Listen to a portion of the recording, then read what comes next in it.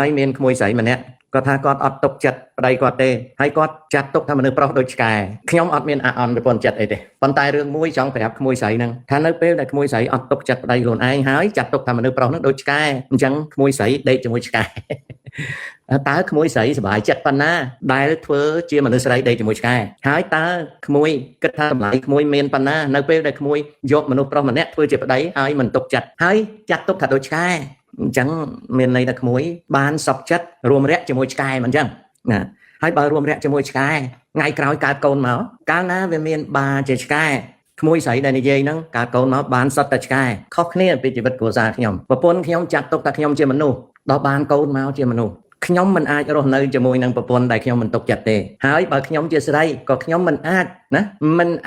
រស់នៅជាមួយមនុស្សប្រុសដែលខ្ញុំចាត់ទុកជាឆ្កែដែរនេះគឺជាលក្ខណៈខុសគ្នានៃជីវិតមនុស្សណាមិនបានតែខឹងនឹងក្មួយទេប៉ុន្តែចង់សើចទៅវិញនៅពេលដែលនិយាយនៅក្នុងម៉ៃក្រូហ្វូនថាខ្លួនមិនទុកចិត្តប្តីទេហើយចាត់ទុកថាមនុស្សប្រុសនោះដូចសត្វឆ្កែអញ្ចឹងបើរួមរយៈជាមួយឆ្កែកើតកូនមកបានតែឆ្កែទេយ៉ាងម៉េចដែរអានឹងអញ្ចឹងយ៉ាងម៉េចដែរនឹងអញ្ចឹងត្រឡប់ទៅវិន័យវិញសេចក្តីសង្ឃឹមថាប្រទេសជាតិយើងនឹងងើបរួចពីអំពើពុករលួយតាច់ណាស់កូនអើយគ្មានសង្ឃឹមទេប៉ុណ្ណឹងបានទេណាតើចៅហ្វាយគ្រប់គ្រងចំណេះដឹងមនុស្សចំនួនក្រោយដូចម្ដេចបើមនុស្សចេះដឹងមានកាន់តែច្រើនLin Li For បើតាមខ្ញុំយល់ណាកូនចៅសពថ្ងៃនេះមនុស្សចេះដឹងខ្ពស់តែមនុស្សល្ងងច្រើនហើយ AI កំពុងតែ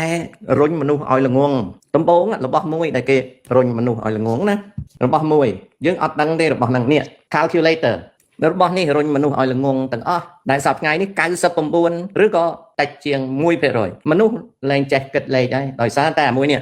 អញ្ចឹង AI ធ្វើឲ្យមនុស្សល្ងងច្រើនក៏ប៉ុន្តែមនុស្សប្រើ AI គិតថាខ្លួនចេះជាងមុនអត់ទេមនុស្សមួយចំនួនតូចទេដែលចេះជាងមុនអញ្ចឹងលិនដែលចៅនិយាយថាតើចៅវាយគិតយ៉ាងម៉េចនៅពេលដែលនៅក្នុងពិភពលោកមនុស្សចេះច្រើនអត់ទេនៅក្នុងពិភពលោកមនុស្សល្ងងច្រើនពីព្រោះអីមនុស្សផ្ញើវាសនាទៅលើ AI ដល់អញ្ចឹងមនុស្សល្ងងច្រើន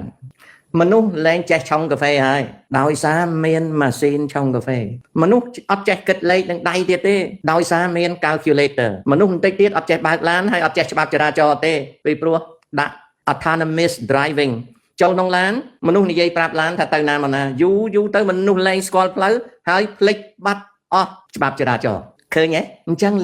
Lin Li For មិនមនុស្សចេះជាងមុនច្រើនទេមនុស្សល្ងងជាងមុនច្រើនមានតែមនុស្សមួយចំនួនតូចទេដែលគ្រប់គ្រងមនុស្ស 8,000 លាននាក់គិតឲ្យមែនទេណាកុំច្រឡំ